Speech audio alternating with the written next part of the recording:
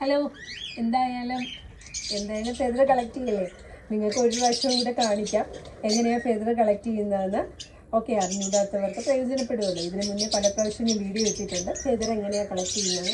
ഏതായാലും ജസ്റ്റ് ഞാനൊന്ന് കാണിച്ചു തരാം. ഓക്കെ, ഇത് ഒപ്ലൈനാണ് കേട്ടോ, ഗ്രീൻ ഫിഷർ ഒപ്ലൈനാണ്. നമുക്ക് ഇതിൻ്റെ ഫെദർ കളക്ട് ചെയ്യാം. ഓക്കെ, അപ്പോൾ ഈ ഭാഗത്തുനിന്ന് കണ്ടല്ലോ, ഇവിടെ നിന്നുമാണ് നമ്മൾ ഫെദർ കളക്ട് ചെയ്യുന്നത്. ഈ ഭാഗത്തുനിന്ന് ഇവിടെ നിന്നുമാണ് നമ്മൾ ഫെദർ കളക്ട് ചെയ്യുന്നത്. ഒരുപാട് ഫെദറൊന്നും വേണ്ട, ഒരു 2-3 ഫെദർ.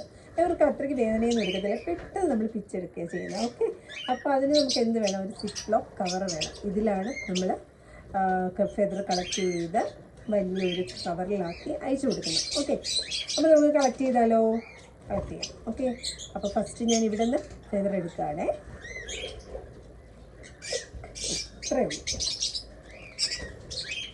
എന്നിട്ട് നമുക്ക് ഇവിടെ നിന്ന് ഫെദർ എടുക്കാം.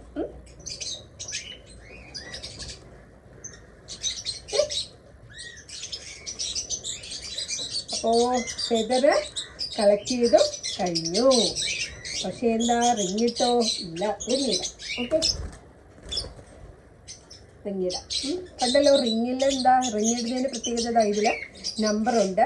ഓക്കെ, കസ്റ്റമൈസ്ഡ് ആയിട്ടുള്ളതാണെങ്കിൽ നമ്മുടെ ഇതെന്താണ്, നമ്മുടെ ഫാമിൻ്റെ പേരും എല്ലാം അവർ ചെയ്തു തരും, ഇതിൽ ചെയ്തു തരും. ഓക്കെ, റിങ്ങിൽ. പക്ഷേ ഇത് അല്ലാതെ നോർമൽ റിങ്ങാണ് കേട്ടോ, കട്ട് റിങ്ങാണ്. അപ്പം നമുക്ക് റിങ് ഇട്ട് കൊടുക്കാം. ഇങ്ങനെ പിടിച്ചു കണ്ടോ, ഇങ്ങനെ വെച്ചിട്ട് എന്ത് ചെയ്തു, ലെയർ എടുത്തു. ഈ റിങ് ഒന്ന് നമുക്ക് കാണാൻ പറ്റുമോ എന്തോ നിങ്ങൾക്ക്. എന്തായാലും വീഡിയോ എടുത്ത് തരാനൊന്നും ആരുമില്ല കേട്ടോ, എല്ലാം സ്വയമാണ് ചെയ്യുന്നത്. ഉണ്ടല്ലോ, റിങ് ടൈറ്റായിട്ട്. ഇനി നമുക്ക് എന്ത് ചെയ്യാം? ഇനി ചെയ്യേണ്ടത് കണ്ടല്ലോ, ഈ കവറിൽ ഫാമിൻ്റെ നെയിം, ഓണർ ആരാണ്, ദിങ്ങ. അപ്പോൾ ഫാമിൻ്റെ നെയിം എന്താ? ജിയ ഗോൾഡറി.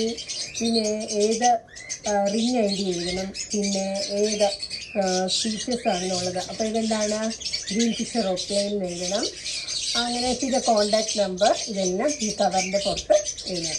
ഓക്കെ, ഇപ്പം മനസ്സിലായല്ലോ ഇതിലേക്ക് അയക്കാൻ വേണ്ടി ഫെദർ എങ്ങനെ കളക്ട് ചെയ്യാമെന്ന്. Okay, bye, take care.